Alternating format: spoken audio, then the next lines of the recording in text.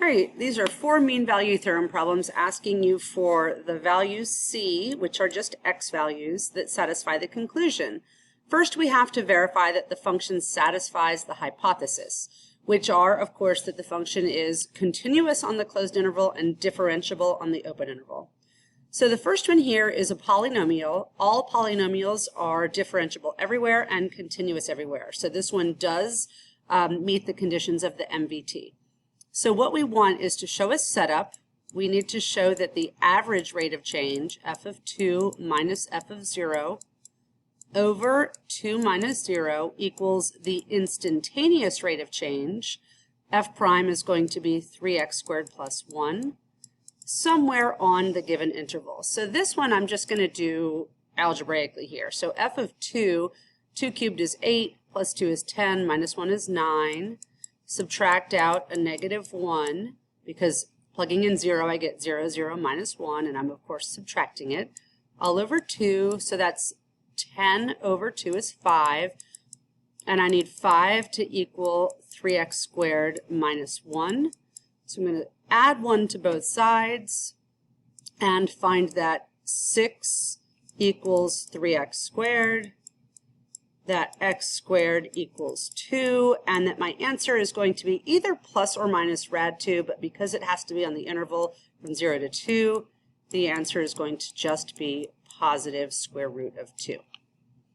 All right, for the next one, I might use my calculator a little bit more, but first I need to show the setup. Even when you're using a calculator, you have to show your setup for these problems, for all problems.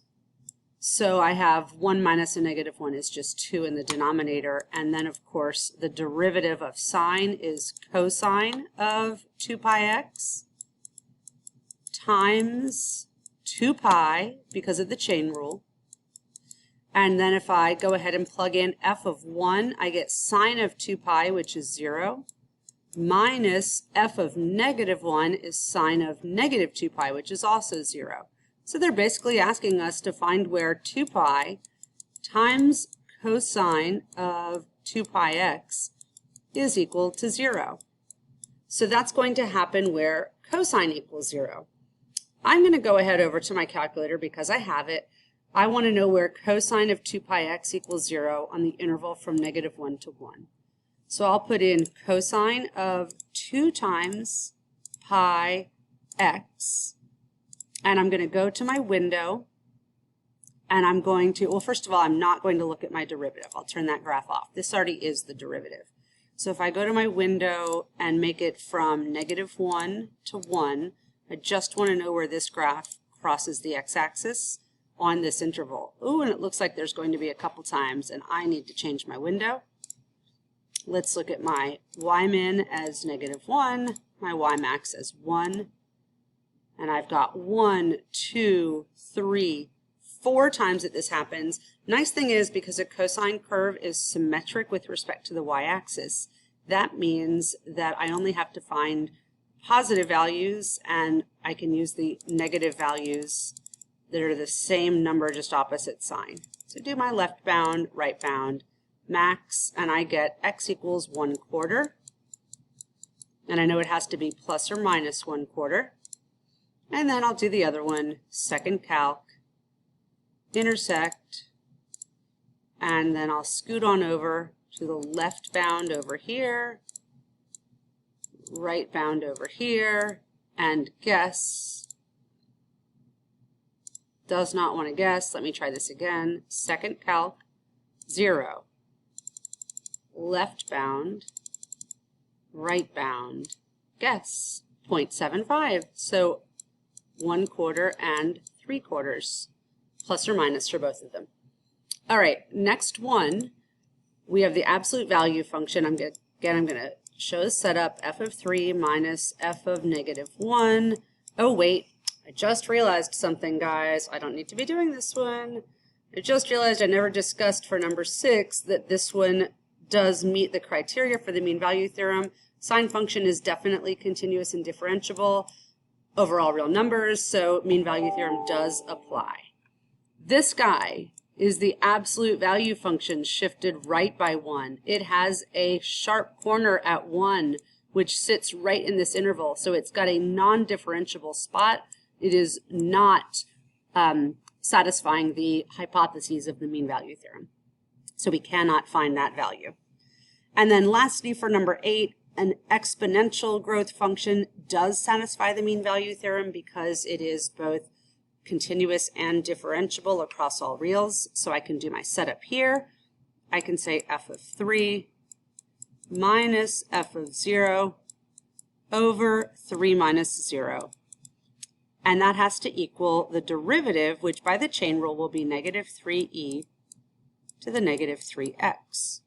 So let's check. F of 3 is going to be e to the negative 9. F of 0 is going to be e to the 0, which is 1, and that's all over 3. And this time what I'm going to do is, in my calculator, I'm going to put both of these graphs in. Like I'll put y1 as negative 3e to the negative 3x. Let me come over here, clear out what I had, and say negative 3e raised to the negative 3x. So that's my y1. Then I'm going to put under y4, what I had here was e to the 9th minus 1 over 3.